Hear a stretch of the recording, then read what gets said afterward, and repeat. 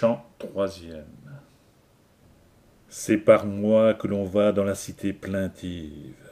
C'est par moi qu'au tourment éternel on arrive. C'est par moi qu'on arrive à l'infernal séjour.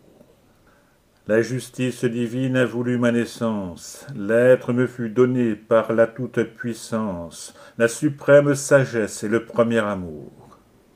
Rien ne fut avant moi que chose éternelle, et moi-même à jamais je dois durer comme elle, laisser toute espérance en entrant dans l'enfer.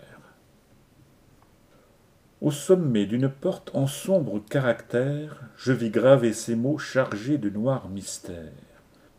Maître, fis-je, le sens de ces mots est amer. Mais lui d'une voix ferme, il n'est plus temps de craindre. Tout lâche sentiment dans ton cœur doit s'éteindre. Il faut tuer ici le soupçon et la peur. Voici les régions, celles que je t'ai dites, où doivent tes regards voir les races maudites, qui de l'intelligence ont perdu le bonheur. À ces mots, il me prit par la main. Son visage avait un air de paix qui me rendit courage. Avec lui dans l'abîme, il me fit pénétrer. Là, soupirs et sanglots, cris perçants et funèbres, résonnaient au milieu de profondes ténèbres. Dans mon saisissement, je me mis à pleurer. Idiomes divers, effroyable langage, paroles de douleur et hurlements de rage, voix stridentes et voix sourdes, mains se heurtant. Tout cela bruissait confusément dans l'ombre, tournoyant sans repos dans cet air toujours sombre, comme un sable emporté par le vent haletant. Et moi, les yeux couverts d'un bandeau de vertige. Qu'est-ce donc que j'entends, ô maître? Et quel est, dis-je, le peuple qu'à ce point la douleur a vaincu? Mon maître répondit. Ces mots sont le partage, le misérable sort des âmes sans courage, de ceux qui sans opprobre et sans gloire ont vécu. Ils sont mêlés au cœur de ces indignes anges qui ne luttèrent pas, égoïstes phalanges, ni pour ni contre Dieu, mais qui furent pour eux. Le ciel les a chassés de ces parvis sublimes, et le profond enfer leur ferme ses abîmes, car près d'eux les maudits sembleraient glorieux. Ô maître, quel fardeau de mots insupportables les force de pousser des cris si lamentables. Il répondit, je vais te le dire en 2 mots. Ceux que tu vois n'ont pas la mort pour espérance. Et leur abjection, pire que la souffrance, fait qu'ils sont envieux des plus horribles maux. Dans le monde, leur nom n'a pas laissé de trace. Trop bas pour la justice et trop bas pour la grâce.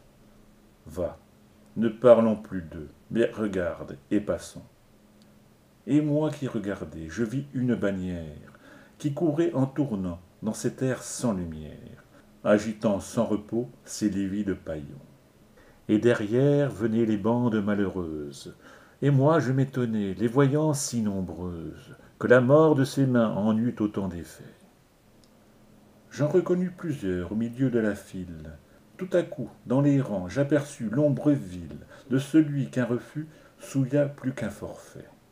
Je compris, et j'eus bien alors la certitude que j'avais sous les yeux la triste multitude qui déplaît au Seigneur comme à ses ennemis.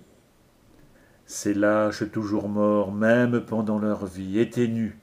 Ils fuyaient, car sur leur chair flétrie, d'avides moucherons, des guêpes s'étaient mis.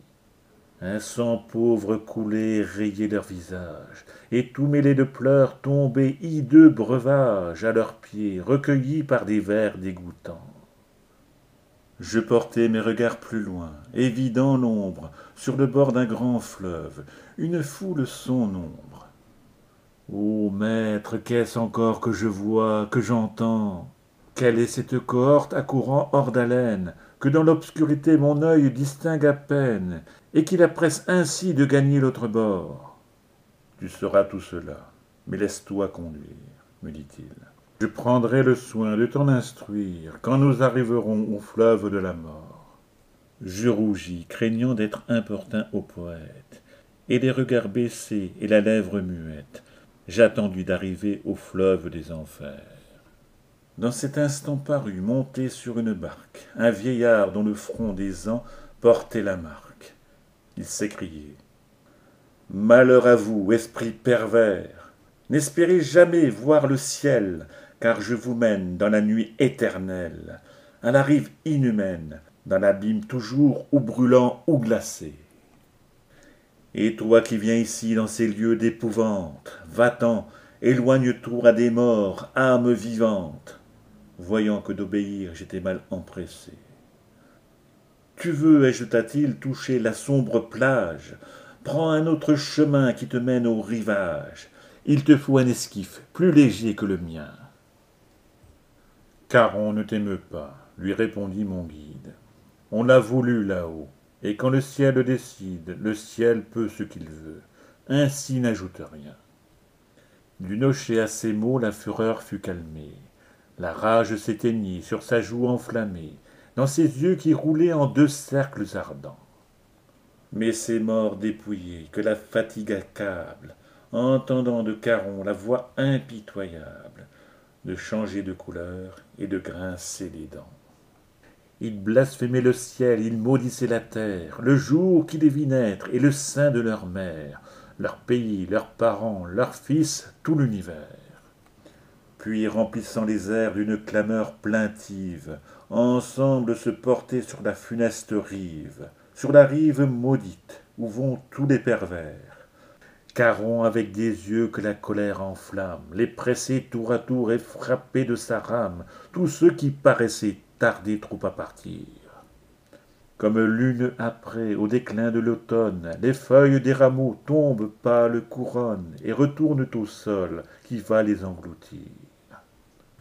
Tels je voyais d'Adam, les enfants sacrilèges, ces oiseaux que Caron appelait dans ses pièges, un par un se jetaient au vaisseau de la mort. Ils franchissaient alors le ténébreux passage, mais à peine ils s'étaient éloignés du rivage qu'une foule nouvelle attendait sur le bord.